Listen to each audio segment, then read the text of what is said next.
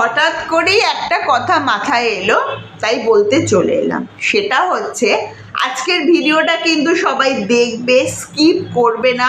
জানি ভালো হয়তো সবাই লাগবে না, আবার কারুর কারুর ভালো লাগতেও পারে। সে হয়তো ভাববে যে এ তো আমার মনের কথাটাই বললো, পুরোটা শুনবে। ভালো লাগতেও পারে, নাও লাগতে পারে, কিছু আমি বলতে পারছি না যে কত শতাংশ ভালো লাগবে, কত শতাংশ লাগবে না। প্রত্যেকটা ঘরে স্বামী আর স্ত্রীর যে সম্পর্ক, সেটা নিয়ে অনেক মতামত আছে, অনেক।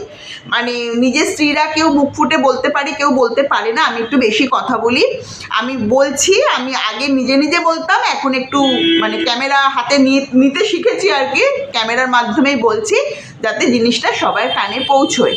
যেসব বাড়ির স্বামীরা ভীষণ ভদ্র, পোলাইট, স্ত্রীর কথাকে গুরুত্ব দেয়, সর্বোপরি স্ত্রীকে সম্মান করে, তাকে তার বন্ধু হিসেবে বেছে নেয় বা বেছে নিয়েছে জীবনসঙ্গীকে বন্ধু হিসেবে, মানে প্রত্যেকটা কথা মেনে চলে, বা তার স্ত্রীও তার স্বামীর কথা মেনে চলে। এটা একটা অপূর্ব অদ্ভুত বন্ধুত্বের সম্পর্ক। শুধু স্বামী স্ত্রীর সম্পর্ক এটা নয়, এই বন্ধুত্ব সম্পর্কটাকে নিয়ে কেউ যদি কোনো মন্তব্য করে, ওই বাড়ির লোক, ও তো স্বামীর কথায় ওঠে বসে, ওর স্বামীর পিঠে সিদ্ধারাই নেই, বউ যা বলছে তাই শুনছে, এই ধারণাটা যেসব মানুষের মধ্যে কাজ করছে, তাদের মতো মূর্খ আর পৃথিবীতে নেই।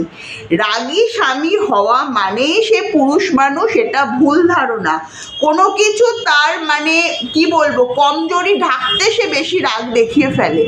বাট যে একজন পরিপূর্ণ মানুষ, সে কিন্তু ভদ্র, শিক্ষিত, পোলাইট হবে, নিজের বাড়িতে তার সহধর্মিণীকে সম্মান দেবে, তার মতামতকে গুরুত্ব দেবে, পরিবারের সাথে অ্যাডজাস্ট করে চলবে। সেই বাড়ির স্বামীদের আমি বলবো তারা বেশি বুদ্ধিমান।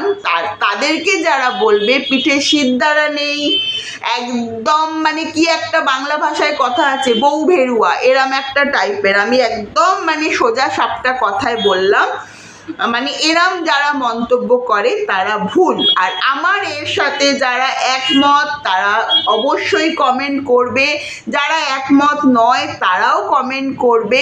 কিন্তু যদি দেখি যে আমার মতের সাথে বেশিরভাগ মিলেছে, তাহলে আমি আসছি রাগী স্বামীদের নিয়ে। টাটা।